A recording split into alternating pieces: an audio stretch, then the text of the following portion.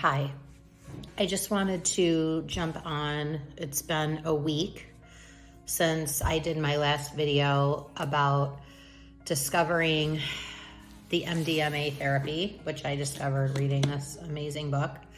Kind of changed my life. Hopefully I can meet Amy someday and give her a big hug.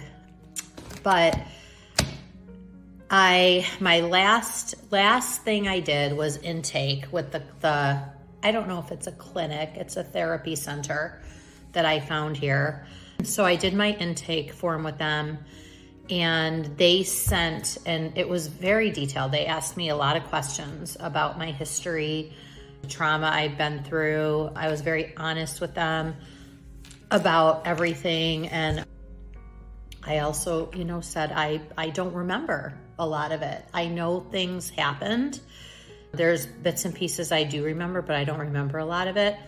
So I put that in there. So when the physician, the doctor, was reviewing my case, she could get kind of an idea of my history. She knows I was a very young child when all this happened and everything. But, they do ask you some questions about your life and your depression levels, and if you've had any suicide ideations, which,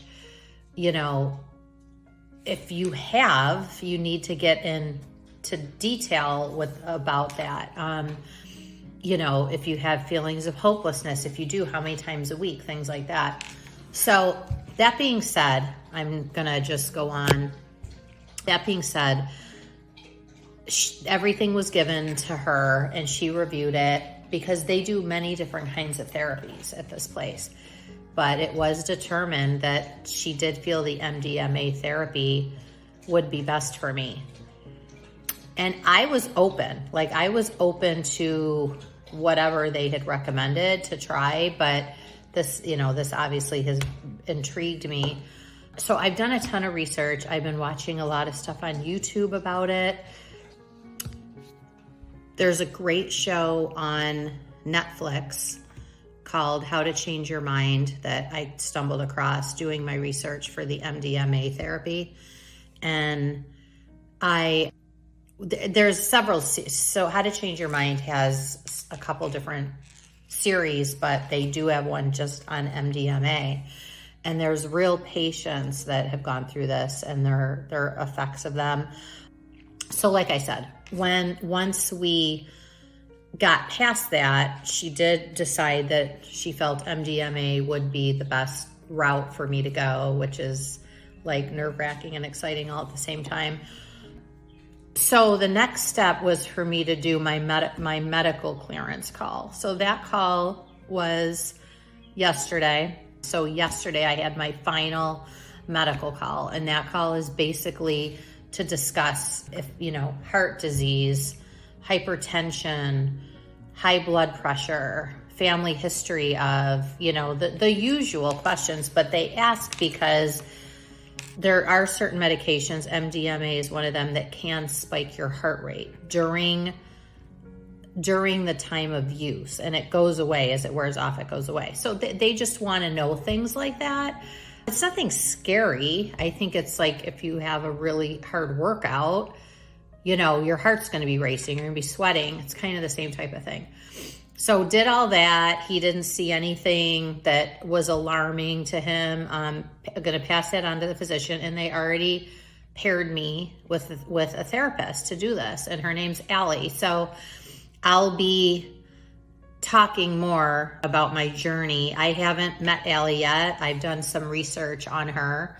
I'm excited to meet her. I told them during my medical call yesterday that I don't want to just go right in. I mean, I want to meet her, maybe have a session or two with her, just to kind of feel her out and the outcome she's experienced with this and what I can expect. And I still have some more questions. My boyfriend is concerned, what could it make things worse? Things like that, which this MDMA is not designed to make things worse. It's actually supposed to put your brain back in its happy place, I guess you would call it. that has long-term effects. It's not just while you're using the MDMA. They do offer this. I can go there on the weekend and have it done, or during the week. The sessions are usually anywhere from 2 to 6 hours. It just depends how long, it takes for me. And they do micro doses of this. So the MDMA is, if you do some research, you're going to see a lot of people relate it to the street drug ecstasy, or Molly, I guess they call it nowadays. This is neither of those. This has the ingredient that's in those that make people happy and euphoric feeling is the key ingredient, which is what MDMA is. But it doesn't have all those street drugs and God only knows what else is mixed in with ecstasy and Molly. I've actually never done either, but I know people who have. So I have nothing to compare it to, but it's very, very different than that. So I think going in, I'm just gonna, I want to talk to her, discuss my history, build a rapport and a trust, because the biggest thing is if you are going to go through this, you need to have utmost trust in this person. There was an excerpt, I know I read a little bit out of this book before, but there's an excerpt out of this book I wanted to read about when she had decided to finally do the therapy. And this is the day of her first session. So the day of the session, I was anxious. There's something I cannot face, I told Olivia, and Olivia's her therapist that's going to help her through this. I know something happened to me, something I'm talking around, but I don't know what it is. It's like I can't remember, or maybe I don't want to remember. Olivia looked unfazed. Don't worry, she said. I'll be with you. Whatever it is, you can handle it. Which, that's the biggest, the fear, like, can you actually handle it? I held the pill for a long time looking at it. This is Amy talking. I held the pill for a long time looking at it. Can I do this? I trusted John and I trusted Olivia, and finally I was going to trust myself. I swallowed the pill and put on an eye mask. Then I sat in the darkness waiting. How long does it take for it to kick in? I asked. I could hear her moving a speaker around the room with the gentle sound of Spanish acoustic guitar playing in the background. Olivia answered, confident. About 30 minutes, she said, just breathe. So it does. It takes about 30 minutes, I guess. And when I first, by the way, if you haven't been to St. Martin, you need to go. This is where I was on my amazing vacation when I started reading this book, and where I had my revelation. And, it's nice to have a quiet, beautiful place like that to wake up and look at the Caribbean Sea every morning when you're reading, trying to process all this information.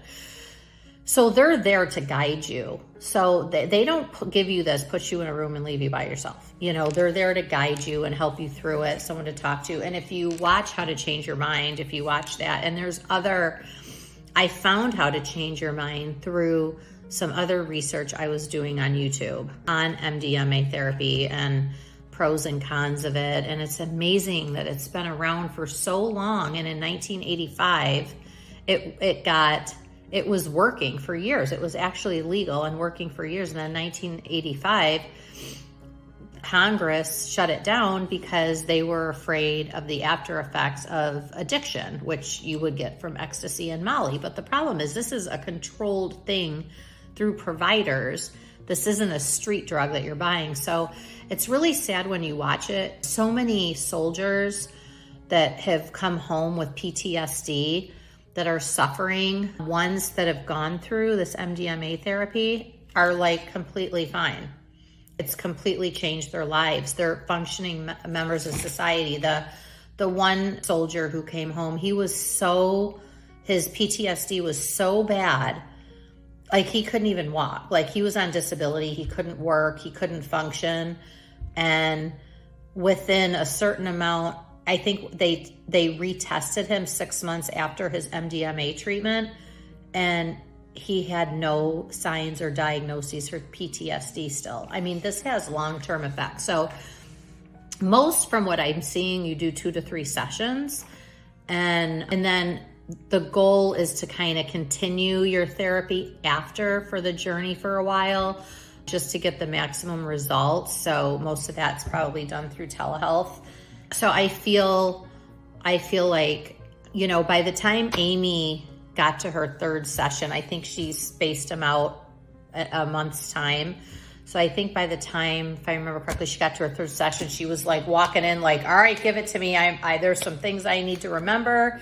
Like, she knew exactly what she needed to do, what she needed to remember. And she basically drove the steering wheel by her 3rd session. It was pretty cool. She was that confident. And you know, most of the research I'm doing, the people that I'm seeing do 1, 2, or 3 sessions. It's that effective, because when we're diagnosed, and this is all in the research because I'm not a provider or a physician or healthcare professional, but from the research, when you're diagnosed antidepressants, whether it's whatever, Celexa, Zoloft, whatever they give you as an antidepressant, all that's doing is masking your problems, masking the trauma, masking the things that are going on in your mind. I am not on any of that stuff because I've always known that. Like, I wanna be on something that's gonna get to the root of the problem, and that's what MDMA does. It gets to the root of the problem. Now, by all means, take them if you feel like it helps you. And I know a lot of people just need it for anxiety to take the edge off, by all means. But I personally am not on them, and I want to get to the root of the problem. So, and I'm sure there's a lot. They said that there was somebody that did go in for therapy because they had a specific trauma that happened to them. Because one of my big questions was, because I don't remember a lot of my childhood because I had a severe head injury from my auto accident when I was little. So I don't remember a lot from my childhood, which I would love to, because I had an amazing childhood growing up. And my friends, like friends I've known since we were babies, we're still friends. So I would love to remember all of that. And there was one patient that went in for some kind of whatever trauma he or she had. And the first thing that came out was so-and-so called them fat when they were 7 years old. And that has stuck with them all this time. They didn't even realize that was still like lingering in their subconscious. That's what came out. Somebody called them fat when they were 7, and it's just stuck to them since then. And I remember growing up, my brother and I laugh about it now, but I remember when we were growing up, when my brother was about 7 years old, my grandfather called him an asshole. How do you call a 7-year-old an asshole? But ironically, my grandfather was the actual asshole. He was. But he like called my little brother an asshole. And I'm like 4.5 years older than him. I'm like, don't call him an asshole. Like, I stuck up for him. Well, my brother and I, we still, like, we laugh about it now. We still talk about it. My brother never forgot that. And it's amazing. This patient that went in, what came out was that whoever that person was that called him fat when they were 7, they didn't even know that was lingering in the back of their mind still. So it's amazing. Like, you never know what's going to come out that you've been like harboring, or your subconscious has been holding on to. And I don't know with my situation, that's another question I asked. Okay, I had a TBI, which is a traumatic brain injury after my auto accident.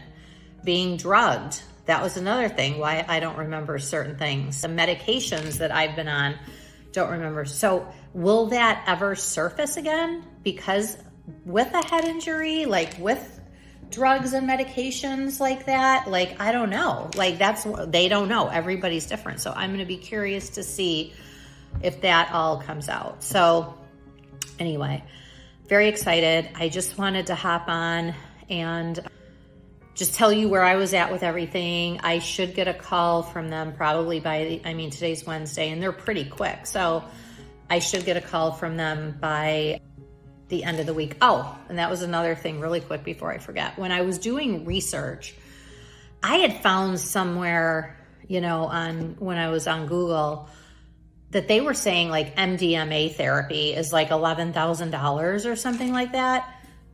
Not true. Like, I almost had a heart attack. This is actually, my insurance is going to cover the majority of this. The only thing I have to pay for is the actual medication itself, like the microdose of the MDMA, which ranges, depending on how much they give me, anywhere between like $75 and $120 a microdose. That's it. But my insurance is going to pay for everything else. I just have to pay my copays. So all the therapy sessions, anything else that's recommended, I just need to pay for the medication because insurance won't cover that medication. So honestly, to have peace and get over this hump with my life and try and get on track, I was so thrilled like that the insurance covers this. So that's one thing, like, I don't want people to freak out about money because it's only a few sessions as well. So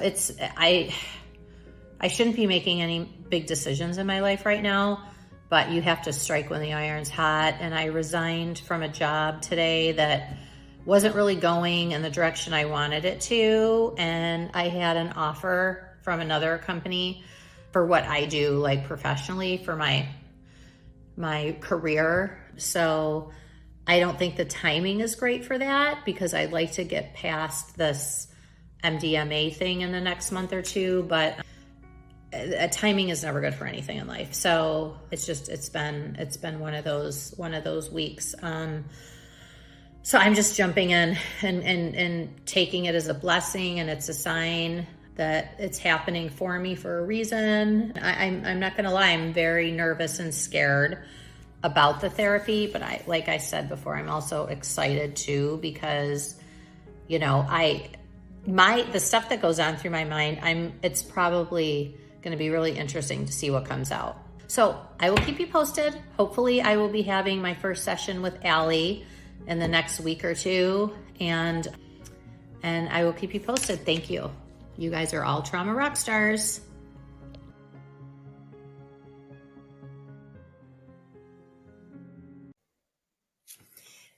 Content on this podcast revolves around personal life experiences and is meant to serve as a learning tool.